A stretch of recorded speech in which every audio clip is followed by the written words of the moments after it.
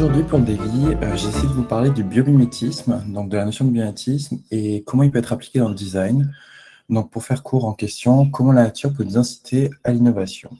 Qu'est-ce que c'est le biomimétisme? Biomimétisme, Kesakov. Donc, le biomimétisme, ça peut être défini comme une démarche d'innovation durable qui consiste à transférer et adapter à l'espèce humaine les solutions déjà élaborées par la nature, donc la faune, la flore, etc. C'est une façon de penser à un processus qui peut être du coup appliqué au design, mais aussi à l'ingénierie, à la science ou bien à l'architecture. Pour citer Richard Phillips Feynman, qui est un physicien américain très célèbre de la seconde moitié du XXe siècle, il avait dit qu'il pense que l'imagination de la nature est beaucoup plus grande que celle de l'homme et qu'elle ne nous laissera jamais nous ennuyer.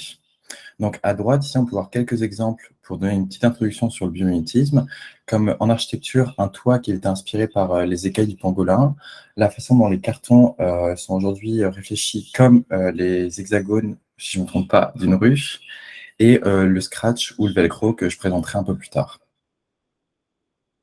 Donc concrètement, ça donne quoi? On a Janine Benyus, qui est une scientifique, ou une petite faute, scientifique et autrice du livre Biomimicry, qui en anglais veut dire biomimétisme, Innovation Inspired by Nature, qui a défini qu'il y avait 3 niveaux de biomimétisme, qui vont être limitation de forme, limitation de comportement et limitation d'écosystème. Donc chacun de ces 3 niveaux, il va aller du plus petit au plus grand. Et du coup, pour les présenter un peu plus concrètement, limitation de forme, par exemple, qu'est-ce que ça va être?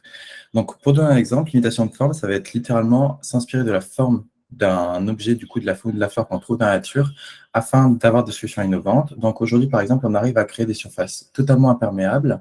Et ce qui nous a permis de faire ça, c'est d'observer les feuilles de lotus, car ces dernières sont totalement imperméables, car leur microstructure, si on l'observe de très près, n'est pas lisse comme les autres plantes, mais elle est faite de plein de petites bosses, qui permet à l'eau et aux gouttes d'eau, tout simplement, de couler par-dessus. Donc, ouais, donc ça, c'est une innovation qui a été découverte il y a déjà maintenant un petit moment, mais qui est en train d'essayer d'être appliquée aux surfaces de voitures éventuellement. C'est en train d'être appliqué sur différents vêtements afin d'être toujours au sec, même quand il pleut. Donc, ça pourrait être intéressant pour le futur. Et même éventuellement, je voyais des architectes qui en parlaient pour les surfaces d'immeubles. Car avec le dérèglement climatique, il est possible qu'on ait de plus en plus de grosses pluies, notamment dans les pays d'Asie. Donc, cette innovation pourrait être intéressante appliquée de cette façon-là. Ensuite, du coup, on va avoir l'imitation de comportement. Donc là, c'est une imitation un peu plus grande.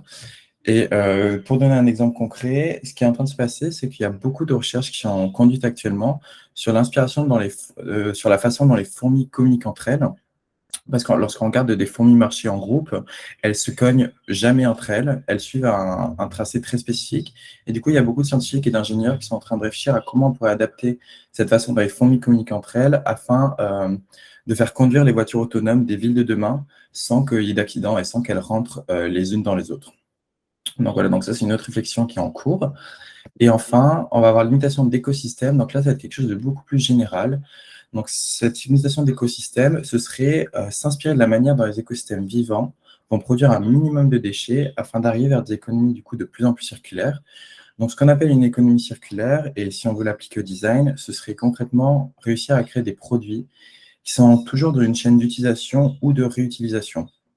Donc voilà, il y a un minimum de déchets tout simplement qui est produit, et c'est des problématiques qui sont d'autant plus actuelles à cause du monde dans lequel on vit, et du coup avec tous les problématiques de réchauffement climatique et de perte des ressources de la planète. C'est des choses qui sont de plus en plus en train d'être réfléchies.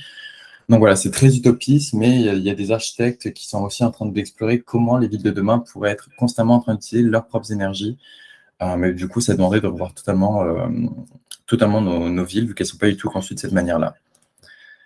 Donc voilà, donc ça, c'était les 3 niveaux de biomimétisme qui peuvent être effectués, enfin qui peuvent être observés. Du coup, limitation de forme, limitation de comportement et limitation d'écosystème, excusez-moi. Et du coup, maintenant, je vais vous présenter quelques innovations plus concrètes. Et c'est là, du coup, que j'aimerais avoir vos retours. J'ai posé ça sous forme de questions. Et le titre de chaque slide va être une petite indication, un petit indice sur ce qui a été fait. Donc la première, on l'a vu tout à l'heure, mais du coup, je vous demandais, est-ce que vous saviez-vous, avant ce daily, que le Scratch ou Velcro est une invention qui tire son origine de la nature?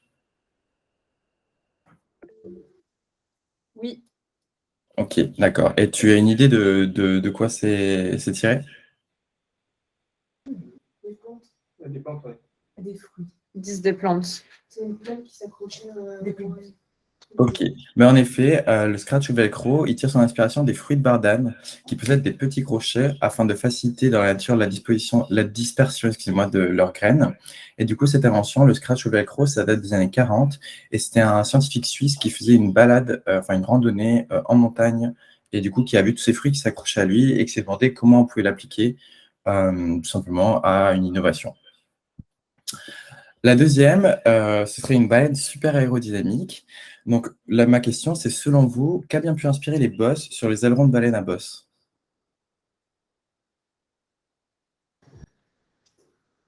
On n'a pas de...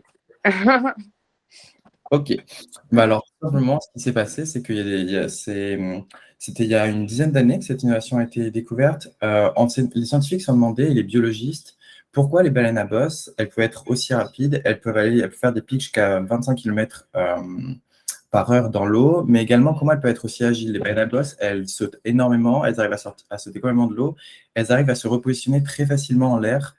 Du coup, on s'est demandé comment, malgré leur poids, elles arrivaient à faire ça, et on s'est aperçu que les petites bosses, les petites tubercules qui sont sur leurs ailerons, leur permettent tout simplement d'avoir un meilleur aérodynamisme.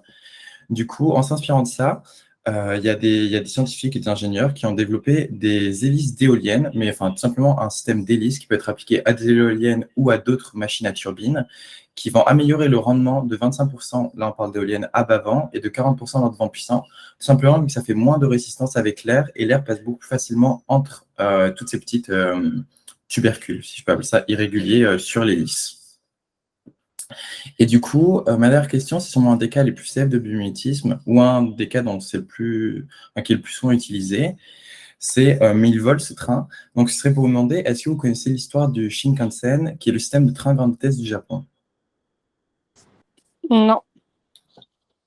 Ok, donc pour expliquer ce train, dans les années 80, le Japon a un problème parce que malgré qu'ils soient à la pointe de la technologie, ils avaient à cette période-là les trains les plus rapides du monde, du coup les Shinkansen. Mais le problème qu'ils avaient, c'est qu'à chaque fois que le train passait dans un tunnel, en sortant, à cause de l'appel d'air que ça produisait, ça faisait un bruit, une détonation énorme, comme un énorme boom. Et du coup, vous vous doutez bien que dans les villes, enfin dans les espaces urbains, ça posait de gros soucis vu que les habitants ils trouvaient ça insupportable. Du coup, ils ont appelé une équipe d'ingénieurs à travailler dessus et il se trouve que l'ingénieur en chef sur ce projet était un grand fan d'oiseaux et qu'il adore observer les oiseaux et du coup, il s'est inspiré de multiples oiseaux pour revoir la forme des Shinkansen. Et du coup, il s'est inspiré de différentes choses. Premièrement, il s'est inspiré du bec des martins-pêcheurs pour le devant du train. Tout simplement parce que les martins-pêcheurs, si vous les avez déjà vus en chasse, c'est assez fascinant. Du coup, ils foncent dans l'eau pour aller chercher des petits poissons, mais ils font pratiquement pas d'éclaboussures. Du coup, l'ingénieur s'est dit, est-ce qu'on peut essayer de produire ça pour faire un minimum de bruit? Et du coup, ils ont fait des tests sur des petites balles, en fait, tout simplement de fusil qui sont taillées selon différentes formes, donc des formes plus classiques de train et la forme inspirée par le bec du martin-pêcheur. Et ils sont tout simplement aperçus qu'en le lâchant dans l'eau, celle inspirée par le bec du martin-pêcheur faisait le moins d'éclaboussures. Donc, c'est ça qui a inspiré la forme du train. Et en plus de ça, donc ça a aidé déjà notamment énormément au bruit, c'était l'invention principale. Mais en plus de ça, ils sont aussi intéressés aux pantographes. Donc, les pantographes, ce sont ce qui relie en fait le train aux fils électriques qui sont au-dessus. Et du coup, ils ont aussi voulu changer la forme des pantographes traditionnels. Et pour la forme simplement de la courbure qu'on voit à droite de l'écran sur l'image, ils se sont inspirés des ailes, notamment des chouettes, mais de tous les rapaces de nuit qui font pratiquement pas de bruit quand ils chassent leur proie. Du coup, en fait, le fait que ces oiseaux-là ne fassent pas de bruit, c'est dû à la courbure de leur plume. Donc voilà, c'est ce qui a inspiré la forme de ce pantographe. Et la partie basse du pantographe a été aussi inspirée par la police des pingouins. Donc c'est une forme, c'est un métal qui a été travaillé pour être le plus lisse possible afin de faciliter l'aérodynamisme et du coup la conduction d'air à travers. Donc toutes ces inventions-là, elles ont fait que le Shinkansen, à cette époque, était un des trains, du coup, pour sa vitesse, le plus silencieux du monde. Et du coup, ça a été inspiré par de multiples oiseaux, à cause du coup de l'ingénieur qui était fan d'oiseaux sur ce projet.